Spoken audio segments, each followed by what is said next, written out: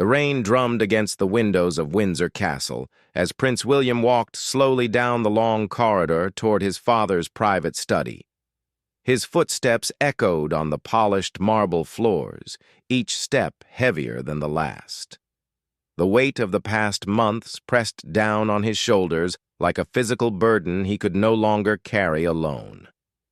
It was October 2024, and William had reached his breaking point.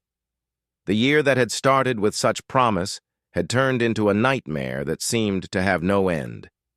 His wife Kate was still recovering from her cancer treatment, the chemotherapy having taken its toll on her once vibrant energy. His father, King Charles, was battling his own cancer diagnosis, though he tried to hide the pain behind his usual stoic demeanor. The royal duties that had once felt manageable now seemed impossible to juggle alongside the emotional demands of supporting his family. William paused outside the study door, taking a deep breath. Inside, he knew his father would be sitting behind the massive oak desk that had belonged to Queen Elizabeth, surrounded by red boxes filled with state papers and correspondence from around the world. Charles had always been a workaholic, but his illness had made him even more determined to prove he could still fulfill his duties as monarch. This determination, William feared, was slowly killing him. The prince knocked twice and entered without waiting for permission. Charles looked up from a stack of documents, his reading glasses perched on the end of his nose. Despite the cancer treatment, he maintained his impeccable appearance, though William could see the telltale signs of fatigue around his eyes. "William," Charles said, setting down his pen, "I wasn't expecting you. Is everything all right with Catherine and the children?" "Kate is doing better.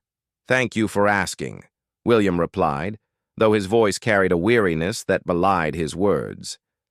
"The children are adjusting, though they still ask questions I don't know how to answer." Charles nodded sympathetically. The diagnosis had been particularly difficult for the grandchildren to understand. Prince George, at 11, was old enough to grasp the seriousness of the situation, while Princess Charlotte and Prince Louis struggled with why their mother had to be away from them so often for treatment. William took a seat across from his father, something unusual for what was typically a formal relationship. Even in private, their interactions often maintained the protocol that came with their positions. But today, William needed to speak as a son, not as an heir. "Father, I need to talk to you about something important," William began, his hands clasped tightly in his lap. "I know the timing isn't ideal, with everything that's happening, but I can't continue like this." Charles raised an eyebrow, sensing the gravity in his son's voice. "Continue like what?" "The royal engagements, the public appearances, all of it," William said, his words coming out in a rush. "I've been trying to keep up with everything while Kate has been sick, while you've been dealing with your treatment, while trying to be there for my children who are scared and confused. I'm drowning, Dad." The use of the informal dad instead of father caught Charles off guard. It had been years since William had addressed him so casually, a reminder of the distance that had grown between them over the years as their roles had become more defined by duty than family. "I understand you're under pressure," Charles said carefully, "but these are unprecedented times. The monarchy needs stability now more than ever. The public needs to see that we're strong, that we can weather this storm." William felt a flash of anger. "At what cost? Kate almost died, and I wasn't there for her final chemotherapy session because I was cutting a ribbon at a hospital opening. My 7-year-old son asked me last week if Mummy was going to die like great-grandmother did, and I didn't have time to properly talk to him about it because I had to rush off to a climate change summit." Charles set down his glasses and studied his son's face. The stress was evident in every line, in the shadows under his eyes, in the way his usually perfect posture had slumped with exhaustion. But Charles also saw something else, something that reminded him of himself at William's age, when he had struggled with the demands of royal life and the loss of personal freedom that came with duty. "What are you proposing?" Charles asked quietly. William took another deep breath. I want to reduce my royal engagement significantly for the remainder of the year. Maybe 10 official appearances maximum. I need time to be with my family, to help Kate fully recover, to be the father my children need right now. I need time to be human." The words hung in the air between them. Charles understood the weight of what his son was asking. In normal circumstances, such a request might have been considered, even approved. But these weren't normal circumstances. The monarchy was facing one of its most challenging periods in modern history, with two of its most senior members battling life-threatening illnesses. "William," Charles began slowly, "I appreciate what you're going through. I truly do. When your mother was ill, I felt that same helplessness, that same desperate need to protect my family at all costs." William looked up sharply. His father rarely spoke about Diana's struggles with mental health and the pressures that had ultimately contributed to the breakdown of his parents' marriage. "But," Charles continued, "we cannot abandon our responsibilities now. The people need us. The Commonwealth needs us. If we step back when times get difficult, what message does that send?" "What message does it send if I have a breakdown?" William shot back, his composure finally cracking. "What message does it send if my marriage suffers because I'm never there? What message does it send to my children if their father is too busy being a prince to be their dad?" Charles stood up from behind his desk and moved to the window, looking out at the grounds where tourists were taking photos, despite the gray October weather. "The monarchy has survived for over 1,000 years because we put duty before personal comfort," he said without turning around. "And how many families have we destroyed in the name of that duty?" William asked quietly. The question hit Charles like a physical blow. He thought of his own childhood, of a mother who was devoted to her role as queen, but distant as a parent. He thought of his failed marriage to Diana, torn apart by the pressures of royal life and public scrutiny. He thought of the years of estrangement from Harry, the son he had lost to the very institution he now led. But he also thought of the thousands of letters he had received from around the world since his cancer diagnosis. People sharing their own struggles, finding hope in his determination to continue serving despite his illness. He thought of the charitable organizations that depended on royal patronage, the communities that found pride and purpose in royal visits. "I understand your position," Charles said finally, turning back to face his son. "But I need you to think again about this request. We can adjust your schedule, perhaps reduce some of the less critical engagements. But we cannot afford to have you step back completely." "Not now." William felt his heart sink. He had hoped, perhaps naively, that his father would understand, that the man who had once been a young father himself would see the importance of family over duty. "Think again?" William repeated, his voice barely above a whisper. "Yes," Charles said firmly. "I know it's hard, but this is what we were born to do.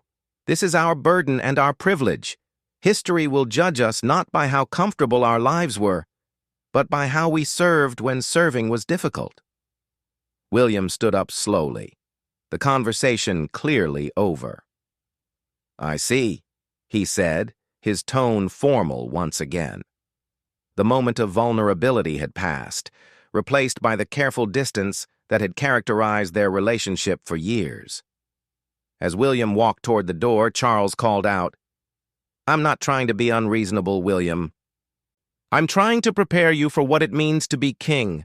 Someday, you'll face decisions just as difficult, and the crown will not allow you the luxury of putting family first." William paused at the door but didn't turn around.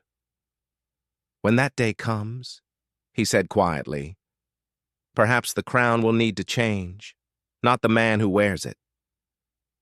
The door closed with a soft click, leaving Charles alone with his thoughts and the sound of rain against the windows. Outside, life continued as normal. Tourists took pictures, and the world expected the royals to carry on as they always had. But inside Windsor Castle, a fundamental disagreement had been exposed between a father and son, between tradition and modernity, between duty and humanity. William walked back down the corridor, his request denied, but his resolve strengthened. The conversation had clarified something for him. When his time came to rule, things would be different. The monarchy would serve the people, but it would not destroy the families of those who served it. That much he promised himself as he prepared to return to Kate and the children, to the life he was fighting so hard to protect. The conflict between them was no longer just about royal duties or family obligations. It was about two different visions of what the monarchy should be in the modern world, and neither man was prepared to back down. 3 weeks after the tense meeting in his father's study, Prince William found himself at the center of another confrontation that would further strain his relationship with King Charles. This time, the dispute wasn't about royal duties or family obligations, but about a decision that Charles viewed as reckless and William saw as necessary. It was a crisp November morning when William received the call from his private secretary. Kate had been scheduled for a follow-up appointment with her oncology team at the private hospital in London, but the morning's events had cascaded into a perfect storm of complications. Prince George had woken up with a fever. Princess Charlotte had a school play that afternoon where she was playing the lead role, and Prince Louis had been asking repeatedly why he couldn't come with Mummy to her doctor meetings. The rational solution, from William's perspective, was simple. He would take the family helicopter from their Norfolk home, Anmer Hall, to London. Kate could attend her appointment while he stayed with the children, and they could all return together that evening. It was efficient, private, and would allow him to keep his promise to Charlotte that he would be there for her performance. But William knew his father would not see it that way. The royal family had an unwritten rule about air travel, dating back decades and rooted in the practical necessity of protecting the line of succession. Direct heirs were not supposed to fly together, especially not the entire immediate family. The risk, however small, of losing multiple members of the succession in a single accident was considered unacceptable.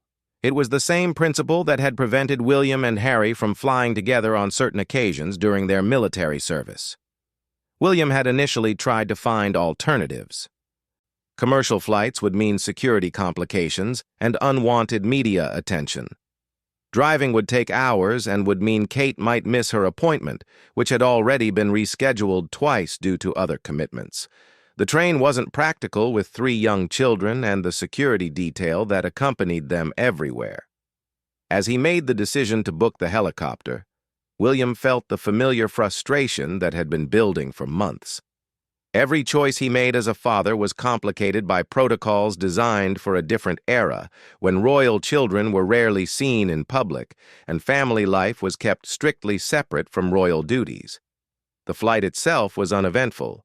Kate sat quietly during the 40-minute journey, still easily tired from the lingering effects of chemotherapy. The children pressed their faces to the windows, watching the English countryside roll by beneath them. For a moment, William allowed himself to enjoy this simple family time, free from the cameras and crowds that usually accompanied their movements. They landed on the hospital's private helipad, and William watched as Kate walked into the building with her security detail. She moved more slowly than before her diagnosis, and he could see the effort it took for her to maintain her composed public face. The children waited in the helicopter with their protection officers, while William paced nearby, his phone buzzing constantly with messages from his office. It was during Kate's appointment that William's private secretary called with urgent news. Someone had photographed the royal helicopter landing at the hospital and had already sold the images to several newspapers. Worse, a former royal correspondent had written a scathing piece about the flagrant disregard for royal protocol and the unnecessary risk William had taken with the future of the monarchy. By the time the family returned to Norfolk that evening, the story had exploded across social media and the evening news. The coverage wasn't just about the helicopter flight. it had become a broader critique of William's recent decisions and his apparent willingness to prioritize convenience over tradition. The call from Buckingham Palace came the next morning. William was in his kitchen at Anmer Hall, helping Prince Louis with his breakfast cereal, when his phone rang. The caller ID showed the direct line from the King's private office, which meant Charles wanted to speak immediately. "William," Charles's voice was tight with controlled anger, "I trust you've seen this morning's coverage." "I have," William replied, motioning for his children to continue eating while he stepped into the adjoining room. "I stand by my decision." "Your decision?" Charles repeated incredulously. "William, you violated one of our most fundamental safety protocols. You put the entire line of succession at risk for what? A routine medical appointment?" William felt his temper flare. "That routine medical appointment was for my wife's cancer follow-up. The same cancer that nearly killed her while I was attending state dinners and charity galas because the monarchy needed stability." "That's not the point, and you know it," Charles replied. "The point is that there are procedures in place for good reasons. What if something had happened to that helicopter? What if we had lost you, Catherine, and all 3 children in one accident?" "Nothing happened," William said firmly. "And nothing was going to happen. I checked the weather. I used our most experienced pilot. I made sure every safety precaution was in place." "That's not how risk management works," Charles shot back. "You don't take unnecessary risks just because you think you can mitigate them. This is exactly the kind of thinking that—" "That what?" William interrupted. Charles paused, and William could almost hear him choosing his words carefully. "That shows you're not ready for the responsibilities that await you." The words hit William like a slap. "Not ready?" "I've been preparing for those responsibilities my entire life. I've sacrificed my privacy, my freedom, my career ambitions, everything I might have wanted for myself. And now, when I try to be there for my family during the most difficult time of our lives, you question my readiness?" "I question your judgment," Charles replied coldly. "And apparently I'm not the only one. I've had 3 senior courtiers contact me this morning expressing their concerns about your recent decisions." William knew exactly who those courtiers were. The old guard, the traditionalists who had served the royal family for decades and viewed any deviation from established protocol as dangerous precedent. These were the same people who had criticized Charles himself when he had tried to modernize certain aspects of royal life during his time as heir. "I want you to sign a written acknowledgement of the risks you took," Charles continued. "A formal statement acknowledging that your decision to fly your family together was a breach of protocol and will not be repeated." William felt a surge of anger so intense it surprised him. "I will not sign anything of the sort." "William." "No," William said firmly. "I will not apologize for being a husband and father first, and a prince second. I will not sign a document that essentially admits I was wrong to prioritize my family's needs." The silence stretched between them, filled with years of accumulated tension and fundamental disagreements about what it meant to serve the crown in the modern world. "This is not a request," Charles said finally. "This is a directive from your king." William closed his eyes, feeling the weight of that statement.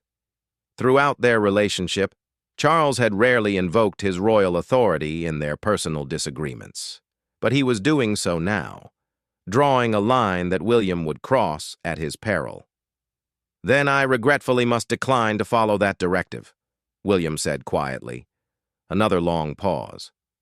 "I see," Charles said, his voice now completely formal. "Then we have nothing more to discuss at this time." The line went dead, and William stared at his phone for a long moment. Through the kitchen window, he could see Kate in the garden with the children, Charlotte showing her mother the flowers she had picked.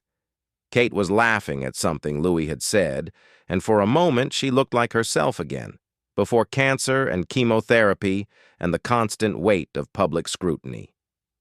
This was what he had risked everything for. This moment of normalcy, this chance for his children to have their mother at their school play, this opportunity for Kate to receive her medical care without the added stress of complicated travel arrangements. He had made his choice, and he would live with the consequences. But the rift with his father had widened significantly. It was no longer just about disagreements over royal protocol or the balance between duty and family. Charles had invoked his authority as king, and William had openly defied him. The constitutional implications alone were staggering, but the personal implications were even more troubling. William understood that his father's anger came from a place of genuine concern and deeply ingrained beliefs about what royal service required.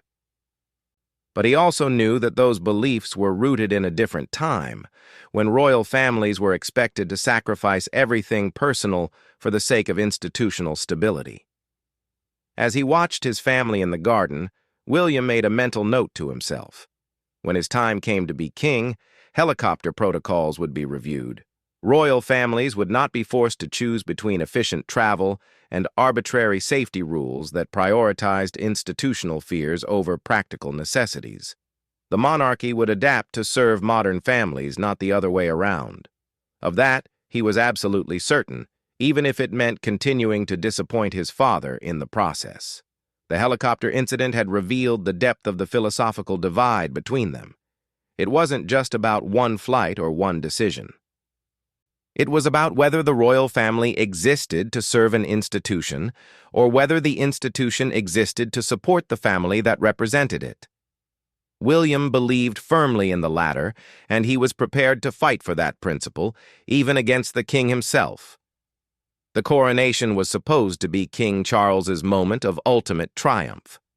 After 70 years of waiting, he would finally be crowned in Westminster Abbey, surrounded by world leaders, dignitaries, and the pageantry that had marked such ceremonies for nearly a millennium.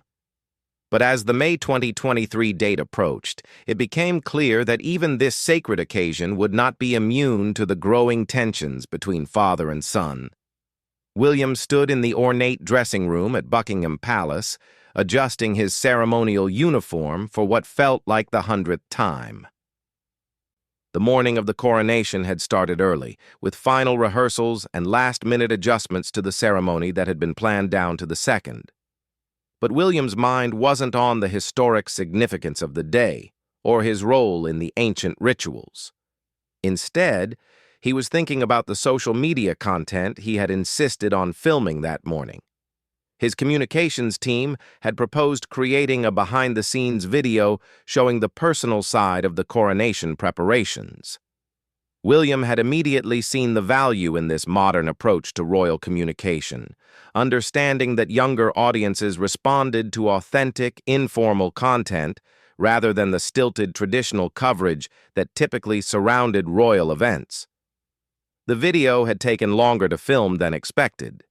William had wanted multiple takes to ensure the tone was right, balancing respect for the ceremony's importance with the accessibility that would make it resonate with ordinary people.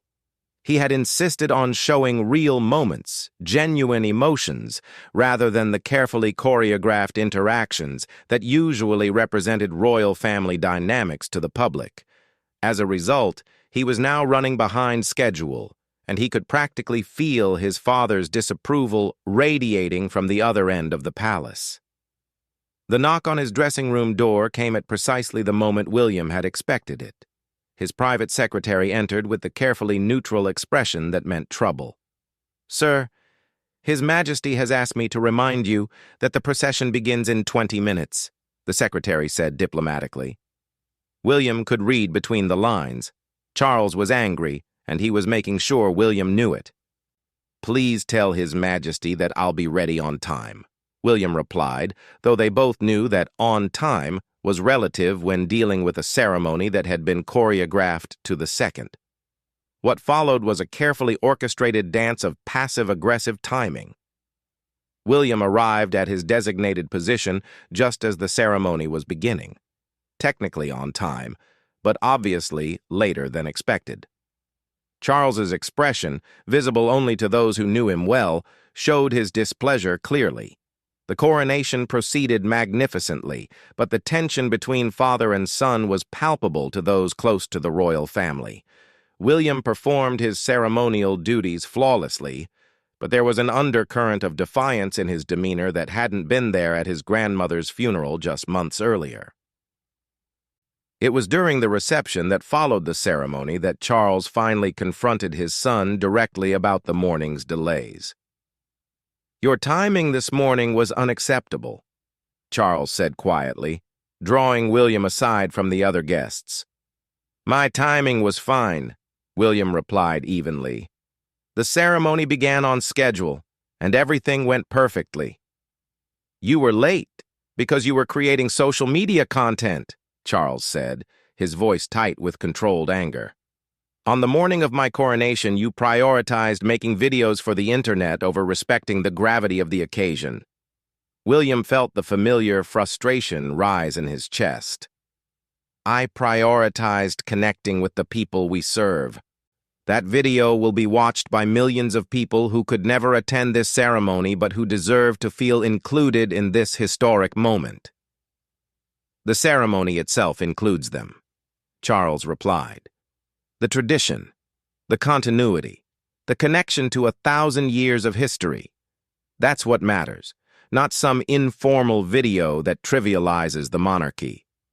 "Nothing I did trivializes anything," William said firmly.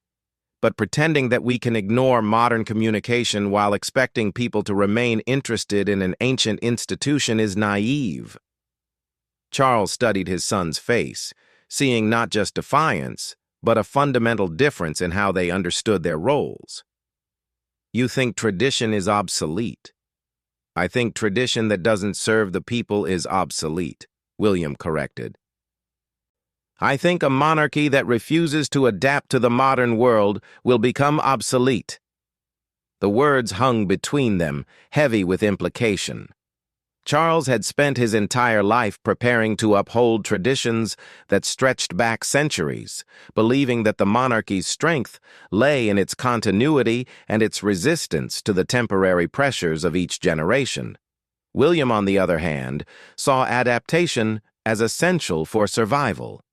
But it was the Scotland incident that finally brought their philosophical differences to a complete breaking point. The argument about the kilt began, ironically, as a minor protocol discussion during a planning meeting for a state visit to Scotland. Charles had assumed, as he always did, that William would wear traditional Highland dress for the formal events. It was a long-standing royal tradition, a sign of respect for Scottish culture and heritage. William's refusal was immediate and non-negotiable. "I won't be wearing a kilt," he said simply during the planning meeting, his tone indicating that the matter was not open for discussion. The room fell silent. Palace staff members exchanged glances, recognizing the potential for another confrontation between the king and his heir. "I beg your pardon?" Charles said, his voice dangerously quiet.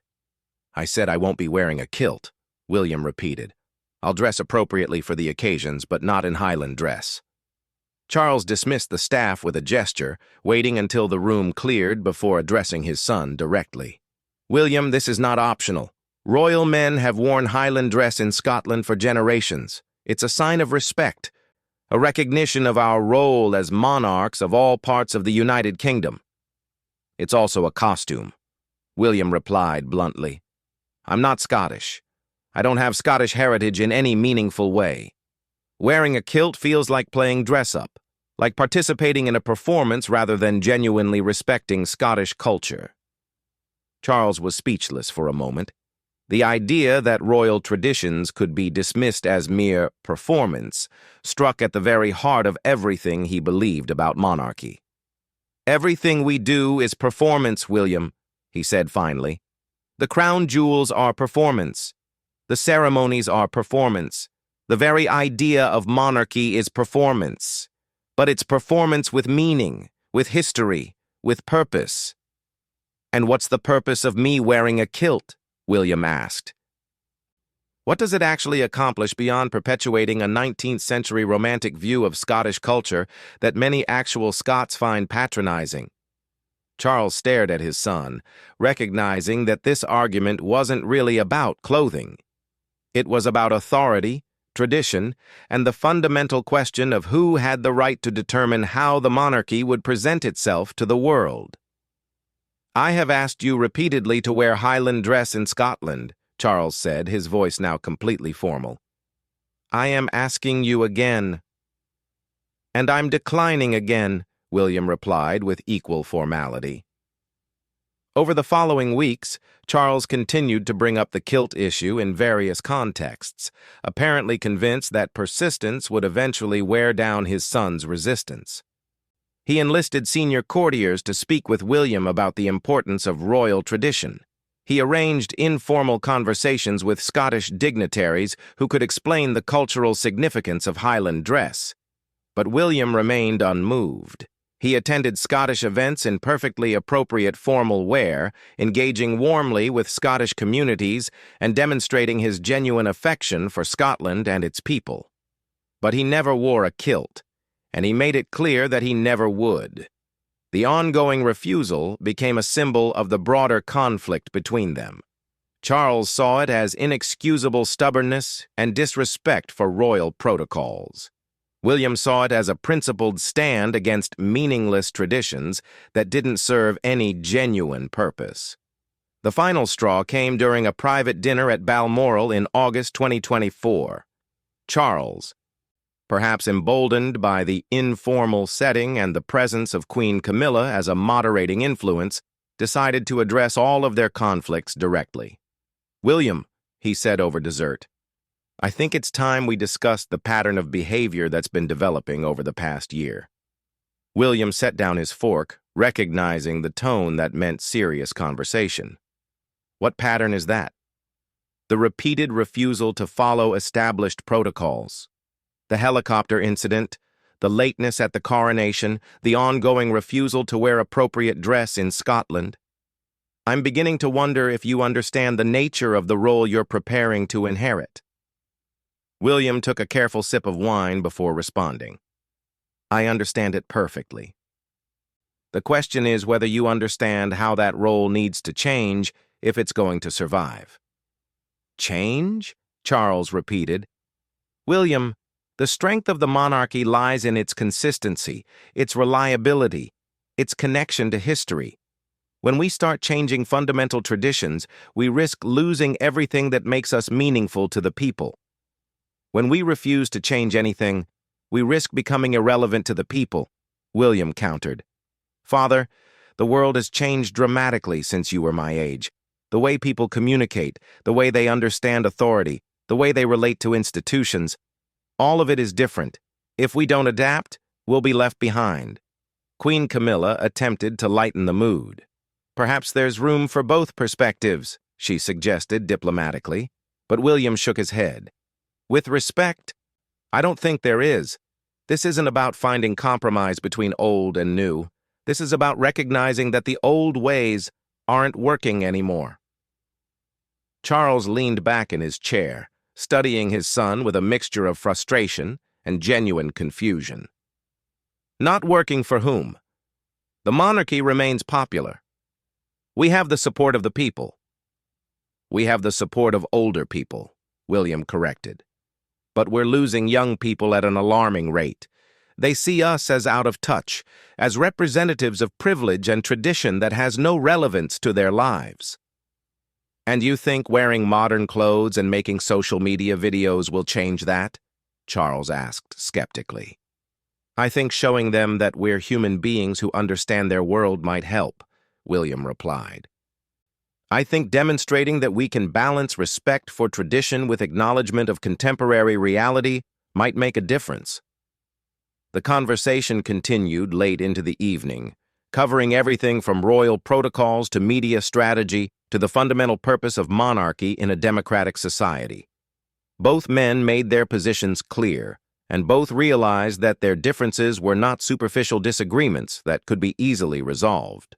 Charles believed that the monarchy's strength lay in its consistency, and its resistance to temporary social pressures. William believed that adaptability was essential for survival and that relevance required constant evolution. As the evening ended and William prepared to return to his own quarters, Charles made one final attempt at reconciliation. "I hope you understand that everything I do, every protocol I insist upon, is meant to prepare you for the challenges of kingship," he said. William nodded slowly. "I understand your intentions, Father, but I hope you'll understand that when my time comes, I'll have to lead in my own way." Charles watched his son leave, recognizing that their relationship had entered a new phase. William was no longer the dutiful heir who occasionally questioned royal protocols. He had become a man with his own vision for the monarchy, one that differed fundamentally from everything Charles had been taught about kingship. In his private study that night, Charles reflected on the conversation and its implications. He thought about his own difficult relationship with his mother, Queen Elizabeth II, and the times when he had chafed against her insistence on traditional approaches. But his disagreements with the Queen had been about degree and timing. His conflict with William seemed to be about the very nature of monarchy itself. Meanwhile, William sat in his own room, looking out at the Scottish countryside and thinking about the future. He knew that his relationship with his father had probably been permanently altered by their ongoing conflicts. But he also knew that he couldn't abandon his principles for the sake of family harmony. When his time came to be king, William was determined to create a monarchy that served the people of the modern world, not just the traditions of the past. If that meant continuing to disappoint his father, so be it. The crown would change with the times, or it would risk losing its relevance entirely. The conflict between King Charles and Prince William had evolved beyond personal disagreements into a fundamental debate about the future direction of the British monarchy. Both men remained committed to their vision of royal service, but those visions were increasingly incompatible. As William prepared for bed that night, he knew that the real test would come when he finally inherited the throne. Would he have the courage to implement the changes he believed were necessary, even if it meant breaking with centuries of tradition? Only time would tell, but his conflicts with his father had certainly strengthened his resolve to try.